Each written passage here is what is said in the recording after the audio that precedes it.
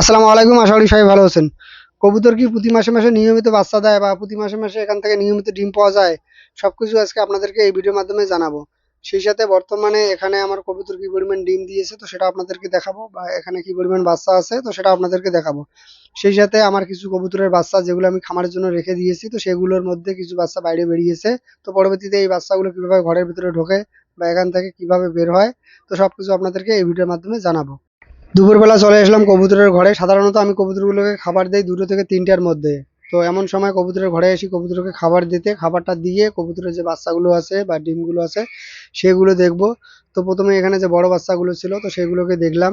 এই বাচ্চাগুলোর মধ্যে তো কিছু বাচ্চা একা একা খাওয়া শুরু করে দিয়েছে। কবুতরকে ঘরের ভেতরে আমি শুধুমাত্র খাবারটা দেই, কোনো রকম পানি আমি ঘরের ভেতরে দেই না।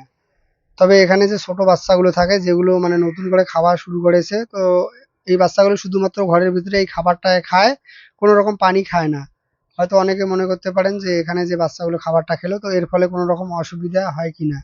তো এমন কোনো ব্যাপার নেই, কোনো রকম অসুবিধা হয় না। এটা এই জন্যই হয় না, যতদিন না এই কবুতরের বাচ্চাগুলো বাইরে বের হয় তো ততদিন পর্যন্ত এই কবুতরের বাচ্চাগুলোর মা বাচ্চাগুলোকে খাবার খাওয়ায়, তো এর ফলে কোনো রকম অসুবিধা হয় না।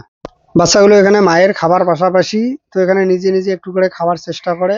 আর এভাবে যখন সম্পূর্ণ বাচ্চাগুলো খাওয়া শেখে তখন বাচ্চাগুলো ঘর থেকে তো সবকিছু যখন বুঝতে পারে তখন ঘর থেকে বাইরে বের হয়। তো এর ফলে পরবর্তীতে আমি যেখানে এই কবুতরগুলোর জন্য পানির ব্যবস্থা করেছি, তো পরবর্তীতে তারা বড় কবুতরগুলোকে দেখে আর সেখানে তারাও এই পানিটা খাওয়া শেখে।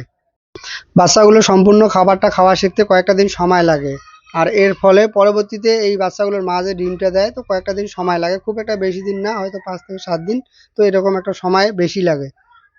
তো এর আগে আমি যখন তাড়াতাড়ি কবুতরের বাচ্চাগুলো বিক্রি করে দিয়েছিলাম তো তখন কবুতরগুলো মোটামুটি 1 সপ্তাহ আগে ডিম পেয়েছিলাম। আর এবারে কবুতরের বাচ্চাগুলো এখানে রাখার ফলে যেটা দেখলাম, 1 সপ্তাহ এখানে লেট। এখানকার বাচ্চাগুলো অনেকটাই বড় হয়েছে, মানে এই বাচ্চাগুলো একা একা উঠতে পারে, একা একা খেতে পারে। তারপরেও কিছু কবুতর এখানে এখনো ডিম দেয়নি। তবে অনেক কবুতর আবার দিয়েছে।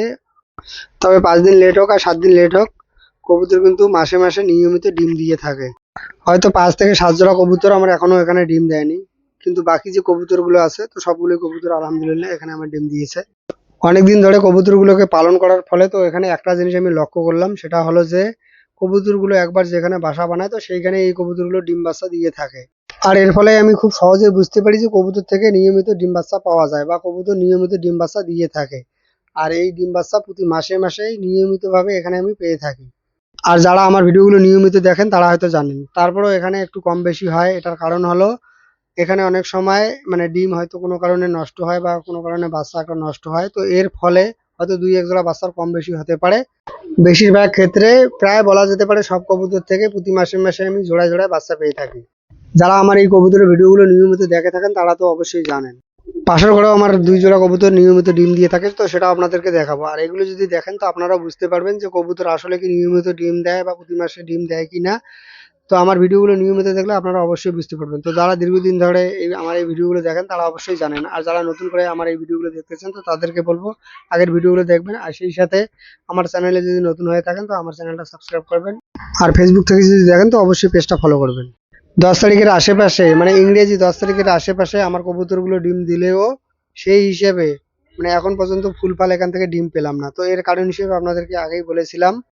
তবে আশা করি খুব তাড়াতাড়ি 2 থেকে 4 দিনের মধ্যে এই কবুতরগুলো থেকে ডিম পাবো, যদিও বা 10 তারিখ হতে এখনো 2 দিন বাকি আছে। এই 2 থেকে 4 দিনের মধ্যে আশা করি সব কবুতর থেকে ডিম পাবো। এখানেও একজোড়া বাচ্চা ছিল, তো এখানেও এখনো কবুতর ডিম দেয়নি। আর এই পাশে মানে এখন যে ঝুড়িগুলো দেখতে পাচ্ছেন এখানেও এখনো অনেক কবুতর ডিম দেয়নি। তো আশা করি খুব তাড়াতাড়ি এই কবুতরগুলো এখানে ডিম দিবে। আজকে এখানে এসে দেখতেছি ডিম নাই, তো এখানে এমনটা হয় 2 দিন পরে যখন এখানে আবার এসে আমি ডিমটা দেখবো তখন এখানে দেখবো এই কবুতরটা মানে 2টো ডিম দিয়েছে, আবার ডিমটা নিয়ে বসেও আছে। তো এমনটাও এখানে হয়। এখানকার সব কবুতর আবার একসাথে ডিম দেয় না, তো বেশিরভাগ কবুতরে একসাথে ডিম দিয়ে থাকে। তো কয়েক জোড়া কবুতর এখানে আছে যেগুলো এলোমেলো ভাবে তো মাসের মানে বিভিন্ন সময় ডিমটা দিয়ে থাকে। মানে বেশিরভাগ কবুতর কিন্তু মাসের 10 তারিখের মধ্যে বা 10 তারিখের আশেপাশে ডিম দিয়ে থাকে। তো এখানকার সবকিছু আমার দেখা শেষ, এখান থেকে চলে যাব পাশের ঘরে। তো বলতে বলতে চলে আসলাম পাশের ঘরে। তো এখানেও আমার 2 জোড়া কবুতর নিয়মিত ডিম বাচ্চা দিয়ে থাকে, তো এটা আপনারা দেখুন। সেই সাথে প্রথমবারের মতো আজকে আমার বড় কবুতরের বাচ্চাগুলো বাইরে বের হয়েছে। 4টে কবুতরের বাচ্চা আজকে বাইরে বের হয়েছে। তো এই কবুতরের বাচ্চাগুলো কিভাবে ঘরের ভেতরে ঢোকে তো সেটাই এখন আপনাদেরকে বলছি। মূলত আমার এই কবুতরগুলো ছাড়া থাকে, সেটা আপনারা অনেকেই হয়তো জানেন। যেহেতু আমি এই কবুতরগুলোকে ছেড়ে পালন করি, তো এই কবুতরগুলো যখন ঘরের ভেতরে ঢোকে বা বের হয়, তখন সেটা এই বাচ্চাগুলো দেখে। আর এর ফলে এই বাচ্চাগুলো খুব সহজেই ঘর থেকে বাইরে বের হয়। আর যখন এই বড় কবুতরগুলো ঘরের ভিতরে ঢোকে, তো তখন এই বাচ্চাগুলো ঘরের ভিতরে ঢোকে।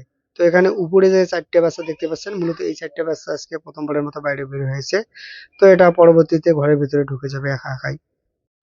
আজকে এ পর্যন্ত। যদি ভিডিওটা ভালো লাগে, ভিডিওটাতে অবশ্যই একটা লাইক দিবেন। ভালো থাকুন, সুস্থ থাকুন। আসসালামু আলাইকুম।